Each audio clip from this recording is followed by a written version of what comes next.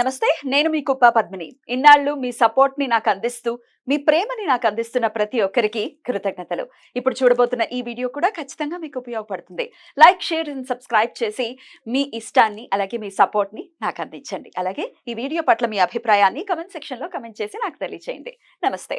నమస్తే. Welcome to our channel. నేను పద్మిని. ప్రస్తుతంతో పాటు ప్రముఖ ఆధ్యాత్మికవేత్త, వాస్తు జ్యోతిష పండితులు శేషగిరిరావు గారు ఉన్నారు. మాట్లాడదాం. సార్ నమస్తే. సార్ సార్ బోర్డు మీద ఏదో రాశారు మీరు. ఏంటి సార్, ఏం చెప్పబోతున్నారు సార్? తప్పకుండా. ఇది ఎందుకంటే చాలా మందికి ఉపయోగపడేది, ప్రతి ఒక్కరికి అవసరమైనది, ఒక గురుడికి సంబంధించిన రెమెడీ చెప్పాలని నేను అనుకుంటున్నాను. గురువు అనుగ్రహం కోసం అయితే తప్పకుండా. ఎందుకంటే గురు అనుగ్రహం ఉండాలి ప్రతి ఒక్కరికి. అందులో ఇప్పుడు సరే గోచారం అనేది ఒక ఎత్తు. ఇప్పుడు గోచారంలోకి వచ్చేప్పటికి అతి త్వరలో మరి గురుమౌఢమి అనేది ప్రారంభం అవటం అనేది ఉంటుంది. సో మే 19 నుంచి మరి గురు శుక్రుల యొక్క కలయిక కూడా ఉన్నప్పుడు మనకి కొద్దిగా రోగాలు ఎక్కువ వచ్చే ప్రమాదం ఉంటుంది. అది ఒకటి అనుకోండి. కానీ నేను గోచారమే కాకుండా పర్మనెంట్ రెమెడీ చెప్పడం కోసం అని చెప్పి దీన్ని చెప్పడం అనేది ఉంది. అంటే ఇవాళ మనం ఏంటంటే యంత్రాలు అనేది మీకు చాలా తంత్రము, యంత్రము, మంత్రము ఇలా మన హిందూ ధర్మంలో ఉన్నాయి. కానీ ఈ యంత్రం అనేది ఏంటంటే పాత రోజుల్లో చెప్పే యంత్రం. ఈ యంత్రం అనేది చాలా పవర్ఫుల్. అంటే దానికి మనం ఖచ్చితంగా ప్రాణ ప్రతిష్ఠ చేయాలి. తర్వాత వచ్చేప్పటికి ఏంటంటే దానికి షోడశ కళల్ని దారిపోయాలి. ఇవన్నీ చేసినప్పుడు గానీ ఆ యంత్రం అనేది బలోపేతం అవుతుంది. ఒకవేళ అయినా దానికి చేయాల్సినటువంటి క్రతువులు ప్రతినిత్యం జరుగుతూ ఉండాలి. రైట్ కదా. అందుకని యంత్రారాధన అనేది కొద్దిగా కష్టంతో కూడినది. డెఫినెట్లీ. అందుకని ఇక్కడ ఏంటంటే అందరికి సులభంగా ఉండే ఇది ఒక పరిశోధనాత్మక యంత్రం అనేది. ప్రత్యామ్నాయం ఖచ్చితంగా. అసలు మనకి గురుడు యొక్క అనుగ్రహం ఎందుకు ఉండాలి? ఈ గురుడు యొక్క అనుగ్రహం మనకి ఎందుకు ఉండాలి అంటే కనుక ఖచ్చితంగా పుట్టిన సంతానం మాట వినకపోయినా గురుడు అనుగ్రహం కావాలి. వాళ్ళకి బుద్ధి బలంగా ఎదగాలన్నా గురుడు అనుగ్రహం కావాలి. చాలా మందికి ఏంటంటే జనరల్ గా ఇక్కడ సంతానకారకుడు అసలు గురుడు అవుతాడు. అంటే వ్యక్తిగత జాతకాల్లో వాళ్ళ యొక్క సంతానం అనేది సంతానాధిపతి వేరు ఉండొచ్చు. కానీ కామన్ గా జనరల్ గా సహజంగా సో ఖచ్చితంగా గురు అనుగ్రహం లేకుంటే సంతానం అనేది కూడా ప్రసాదించబడదు. తర్వాత రెండోది వచ్చేప్పటికి ఏంటంటే గురువు యొక్క అనుగ్రహం గనక లేకపోతే గనక మనం ఎంత కష్టపడినా దానికి సంబంధించినంత వరకు మనం మంచి పేరు తెచ్చుకోలేము. సో అండ చాకరీ చేసినా వెళ్ళేప్పుడు బాస్ తిడతాడు వాడిని. సో దానికి ఓన్లీ గురువే రోల్ ప్లే చేస్తుంటారు. ఖచ్చితంగా గురువు అనేది అక్కడ ఉంటుంది. అందుకనే మనకి ఎప్పుడైనా సరే ముఖ్యంగా ఈ గురు రావులు కలిసినప్పుడు అయితే కనుక మరింత ఇబ్బందులు ఎదుర్కోవటం అనేది కూడా ఉంటుంది. గురు చండాలమే అది. తర్వాత రెండోది ఏంటంటే ప్రతి ఇంట్లో కూడా కాస్మిక్ ఎనర్జీ విస్తృతంగా పాస్ అవ్వాలి అంటే కనుక ఖచ్చితంగా గురు అనుగ్రహం కావాలి. ఇప్పుడు మన యొక్క ఇంట్లో బ్రహ్మస్థానం అనేది ఉంటుంది. బ్రహ్మస్థానం గురించి చాలా మందికి తెలియచ్చు, తెలియకపోవచ్చు. ఆ బ్రహ్మస్థానాన్ని ఏమంటాం, దానికి కావాల్సిన రక్షణ ఇచ్చి ఇల్లుని కట్టేది ఉంటే ఓకే కొంతవరకు. కానీ ఇలా ఒకవేళ పొరపాటున బ్రహ్మస్థానాన్ని కూడా మనం సరిగ్గా పదిలపరుచుకోలేదు అనుకోండి, వాస్తు దోషాలు ఏర్పడతాయి. అప్పుడు ఆకస్మికంగా పిల్లలకి పెద్ద వ్యాధులు బారిన పట్టడం అనేది ఉంటుంది. సో అలాంటి ఇబ్బందుల నుంచి కూడా తప్పించడానికి ఇది బాగా ఉపయోగపడే ఆధునిక యంత్రం అనుకోండి. ఏంటి ఎలా వేసుకోవాలి? సో ఇది ఇక్కడ మనకి మీరు చూస్తే కనుక ఇక్కడ మనం 2 వృత్తాలను ఇచ్చాం. ఇక్కడ 2 సర్కిల్స్ ఉన్నాయి కదా. ఇవన్నీ కూడా 12 పోల్స్. ఈ 12 పోల్స్ ఎందుకు ఇచ్చామంటే కనుక గురుడు ప్రతి రాశికి ఒక్కొక్కసారి 12 పోల్స్ లో అంటే ఇక్కడ ఫస్ట్ ఇది మేషం అనుకుంటే వృషభం అనుకుంటే ఇలా 12 పోల్స్ వస్తూ ఉంటారు. సో ఈ 12 పోల్స్ లో ఇక్కడ మనం ఏం చేసామంటే మీరు కనుక ఈ అంకెని కనుక గమనిస్తే కనుక నేను వేసింది ఇక్కడ మీకు 3 వేసాను. ఫస్ట్ 3. ఓకే. ఇది గురుడు యొక్క సంఖ్య 3. అవును, రైట్. తర్వాత ఇక్కడికి వచ్చేప్పటికి 7 వేసాను నేను. 7. సో మీకు పైకి చూస్తే ఓంకారం అనేది గురుడు యొక్క ప్రతిబింబం. కానీ ఇక్కడ మనం కనుక ఇటు న్యూమరాలజీ అనుకోండి లేదా ఏదైనా సరే ఒక జ్యోతిష పరంగా ఉండేది. ఈ 3 అనేది గురుడికి సింబల్. ఈ 7 అనేది కొంతమందికి కేతు సింబల్. సరే నాబోటి వాళ్ళకి ఇది చంద్రుడి సింబల్. ఈ గురుడు చంద్రుడు కలిస్తే మనం ఏమంటున్నాం, గజకేసరి యోగం అంటున్నాం.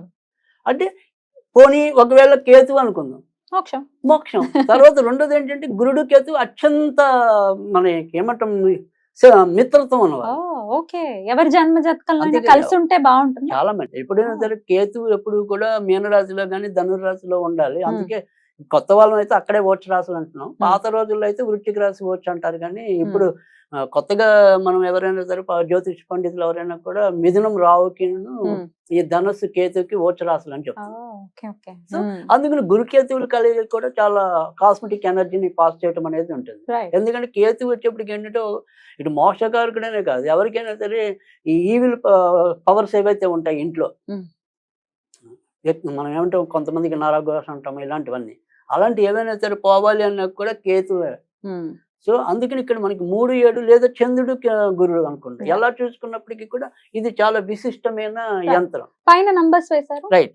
తర్వాత వచ్చేప్పటికి ఏంటంటే ఈ సర్కిల్స్ ఓవరాల్ గా 2 సర్కిల్స్, తర్వాత వీటిలో పోల్స్, వీటన్నిటికీ కూడా మనం అంటే ఇక్కడ మనం బ్లాక్ ఉపయోగించాం. కానీ సాధారణంగా సరే ఇది ఎవరైనా సరే మరి చేయి తిరిగిన ఆర్టిస్టులు ఉంటే కనుక ఇంకా కొద్దిగా చక్కగా దేనికి దానికి ఆ పోల్స్ అనేది నీట్ గా ఇప్పుడు ఇంట్లో మనం చక్కగా ఏదైనా సర్కిల్ నీట్ గా వేసుకుని ఒక ప్లేట్ సహాయంతో స్కేల్ సహాయంతో నీట్ గా వేసుకోవచ్చు. తర్వాత రెండోది వచ్చేప్పటికి ఏంటంటే వీటికి కంపల్సరీ మీరు పోల్స్ కి ఇట ఎలాగైనా కానీ పసుపు ఎరుపే వాడాలి. ఓకే. పేపర్ అనేది మనకి ఏదైనా తెలుపు పేపర్, కానీ రౌండ్స్ గీసేదేమో ఖచ్చితంగా మీరు ఎక్కడే వాడుకున్నా తప్పేం లేదు. yellow and red అంతే, ఆ 2 కాంబినేషన్స్ వాడాలి. సో ఎరుపు కానీ రెడ్ ఈ 2 వాడుకోవాలి అంతసేపు. ఇంకా ఇక్కడ ఈ నంబర్స్కి వచ్చేప్పుడు కనుక మీరు కనుక గమనిస్తే కనుక ఇది 7 అనేది ఇందాక మనం చెప్పుకున్నాం. తర్వాత 3 వేసాము. 3 అనేది కూడా గురుడికి సంబంధించింది. కానీ విడిగా మనం కలిపితే కనుక అది 9 అవుతుంది. మా లెక్క ప్రకారం అయితే అది శుక్రుడికి సంబంధించింది అవుతుంది. తర్వాత 2, 1 అనేది ఇచ్చాం. సో 2, 1 అనేది ఇక్కడ మళ్ళీ పాత రోజుల వారి ప్రకారం అయితే చంద్రుడు అవుతున్నాడు, ఎవరి ప్రకారం అయినా సరే 1 రవి అవుతున్నాడు. సో వీళ్ళందరూ మళ్ళీ ఒకరికొకరు మిత్రులు అవుతున్నారు. సో అందుకని ఇది కూడా ఒక ఎనర్జెటిక్ నెంబర్ ఇది. తర్వాత కింద చూస్తే కనుక ఇక్కడ కూడా మళ్ళీ 6 అనేది మా లెక్క ప్రకారం కుజుడు అవుతున్నాడు. తర్వాత 3 వేసాం ఇక్కడ, అది అలాగే ఎప్పుడైనా గురుడికి సంబంధించింది అవుతుంది. ఇక్కడ 4 అనేది ఏంటంటే మా లెక్క ప్రకారం ఇప్పుడు కేతువు.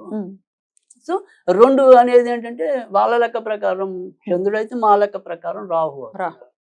సో అందుకని ఇక్కడ వీటి ఎలా చూసినప్పటికీ కూడా ఈ 2 కూడా ఈ కాస్మెటిక్ ఎనర్జీని ఇచ్చే నంబర్స్. అంటే మీరు కనుక గమనిస్తే పాత రోజుల్లో కూడా యంత్రాల్లో నంబర్లు ఉంటాయి. అవి ఎటు చూసినా కూడా ఎటు కూడినా కూడా ఒకటే వస్తాయి. అలాంటి కొన్ని కాంబినేషన్స్ తీసుకొచ్చి యంత్రాలుగా ఇచ్చేవాళ్ళు పాత రోజులు. అలాగా ఇవి కూడా ఖచ్చితంగా ఒక ఎనర్జీని పాస్ చేసే నంబర్స్.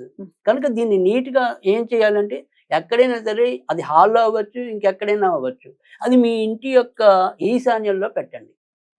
ఈశాన్యంలో పెట్టి ప్రతిరోజు కూడా పిల్లలు అయితే కనుక, అంటే పిల్లలు చదువుకునే పిల్లలు అయితే వాళ్ళ చేత ఒక్కసారి నమస్కారం చేయించండి.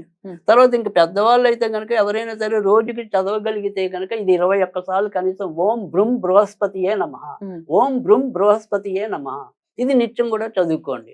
మీ ఇంట్లో ఎలాంటి కాస్మెటిక్ ఎనర్జీ పెరుగుతుంది, ఈవిల్ పవర్స్ అనేది తగ్గుతుంది. సో ఖచ్చితంగా మనకి దైవానికి సంబంధించిన చాలా మేలు జరగటం అనేది. తర్వాత గురుడు వల్ల మనకి ఏ లాభాలు రావాలో ఆ లాభాలన్నీ కూడా సక్రమంగా లభించడం అనేది. ఎప్పుడైతే మీకు గురుడు యొక్క అనుగ్రహం పరిపూర్ణంగా ఉంటుందో ఖచ్చితంగా ధనానికి ఇబ్బంది ఉండదు. అంటే చాలా మందికి అవసరానికి డబ్బు ఆదుకోవటం ఉంది అంటే వెనకాల గురుడు ఉన్నట్టే. అంటే చాలా మందికి చివరి నిమిషంలో ఎలా పడతాయో తెలియదు, డబ్బులు పడుతుంటాయి, అప్పటిదాకా టెన్షన్ పడతారు. అంటే వాళ్ళు ఖచ్చితంగా గురుడు యొక్క అనుగ్రహం ఉన్నట్టే. అలాంటిది ఈ గురుడు యొక్క యంత్రాన్ని కనుక ప్రతి ఒక్కళ్ళు ఇంట్లో పెట్టుకుంటే తప్పకుండా వాళ్ళు ఆ యొక్క ప్రయోజనాన్ని అయితే ముందు గ్యారంటీగా చూస్తారు. కొన్నాళ్ళు మీరు పెట్టుకు చూస్తే అంటే ఇలాంటి రకరకాల కాంబినేషన్ యంత్రాలు అనేది మనం చాలా మందికి ఇచ్చాం. అంటే ఇప్పుడు ప్రస్తుతానికి గురుడు ఇచ్చాం, తర్వాత ఎప్పుడైనా సరే మిగతా గ్రహాలకి ఏ యంత్రాలు ఇంకా మేలు చేస్తాయి, ఎలాంటివి ఎంచుకుంటే మేలు జరుగుతుంది అనేది తర్వాత మనం విపులంగా తెలుసుకుంటాం. తప్పకుండా ఒక పేపర్ మీద అయితే చక్కగా వేసేసుకుని సైజ్ ఇప్పుడు అది ఏదైనా సరే ఇక్కడ వీటికి సైజ్ అనేది ఏమీ లేదు, అది చిన్నగా అయినా సరే పెద్దగానే వేసుకోవాలి. కానీ 2 సర్కిల్స్ అయితే ఉండాలి. ఇన్నర్ పోల్ అనేది ఈ నంబర్స్ చేయడం కోసం అనేది ఒకటి అవసరం. తర్వాత ఇవి ఎప్పుడు కూడా 12 పోల్స్ కరెక్ట్ గా ఉండాలి. సో ఆ రకంగా కనుక జాగ్రత్తలు తీసుకోవచ్చు. అదే ఈ చేయి తిరిగిన ఆర్టిస్ట్ దగ్గరికి వెళ్ళి ఇంకా నీట్ గా కూడా చేసుకోవచ్చు. లేదా ఇప్పుడు మనకి వెబ్ డిజైన్ లో కూడా ఆర్టిస్ట్ అందులో కూడా చేసుకుని పెట్టుకోవచ్చు. అందులో కూడా చక్కగా ఇంకా అంటే ఇప్పుడు మనం ఈ పోల్ ఉంది ఇక్కడ, ఇది ఇక్కడ నుంచి దీని నుంచి గ్యాప్ ఒక 3 సెంటీమీటర్లు అలా 6 సెంటీమీటర్లు అలా వచ్చేలాగా పెద్దానికి ఒకటే మనం మెయింటైన్ చేస్తాం కదా. ఇక్కడంటే మనకి ఒకదానికి గ్యాప్ ఎక్కువ వచ్చింది, ఒకదానికి గ్యాప్ తక్కువ వచ్చింది. అదే మనం ఒక ఆర్టిస్ట్ దగ్గరికి వెళ్ళినప్పుడు కానీ మనం స్వయంగా ఇలా తీర్చిదిద్దుకున్నప్పుడు ఏంటంటే ఇంకా అందంగా ఇంకా అందంగా వస్తుంది, కరెక్ట్ గా వస్తుంది. బ్యూటిఫుల్ అండి, చాలా అది బ్యూటిఫుల్. ఖచ్చితంగా పెట్టుకుని చూడండి, కానీ మార్పులు అయితే మంచి గ్యారంటీగా జరుగుతాయి. ఏ రోజు ఇది పెట్టుకోవచ్చు అంటే అంటే ఎప్పుడైనా సరే మనం ఇది గురువుకి సంబంధించి చెప్తున్నాం కాబట్టి ఖచ్చితంగా ఆదివారం కానీ గురువారం కానీ అయితే చాలా మంచిది. బ్యూటిఫుల్ అండి. డెఫినెట్ గా గురువు అనుగ్రహాన్ని పరిపూర్ణంగా పొందాలి అని చాలా మంది అనుకుంటూ ఉంటారు. అవును. వారికి ఈ ఆధునిక యంత్రం అనేది ఖచ్చితంగా ఉపయోగపడుతుంది. ఇక మళ్ళీ దీనికి పూజలు చేయటాలు లేకపోతే ఇంకేముండదు. మా ప్రాణప్రతి ఇవన్నీ ఏమి ఉండవు. ఏముండవు. చక్కగా చక్కగా పెట్టేసుకోవటం, ఇంట్లో దాన్ని పెట్టుకొని చూస్తూ ఉండటం. చూసే వాళ్ళకి ఒక ఆకర్షణ కూడా, ఇదేంటి వీళ్ళు బాగుంది, కొత్తగా అందంగా పెట్టారు ఏదో అని చెప్పి. దాన్ని ఏదైనా డిజైన్ చేసుకోవచ్చు అందంగా. అందుకే నేను చెప్తున్నా చేసుకోవచ్చు. చక్కగా ఫోటో ఫ్రేమ్ లాగా అదే పెట్టుకుంటే అంటున్నా. చాలా చాలా వినూత్నంగా ఉంటుంది. వాళ్ళ కరెక్ట్ గా రంగులు వాడి కనుక Yeah. ఎరుపు ఈ పసుపు కాంబినేషన్ ఎప్పుడు కూడా బాగుంటుంది. ఇంటి సౌభాగ్యాన్ని అయితే పెంచుతుంది. అద్భుతం సార్, చాలా చక్కగా వివరించారు సార్. కృతజ్ఞతలు, Thank you, నమస్కారం. thank you.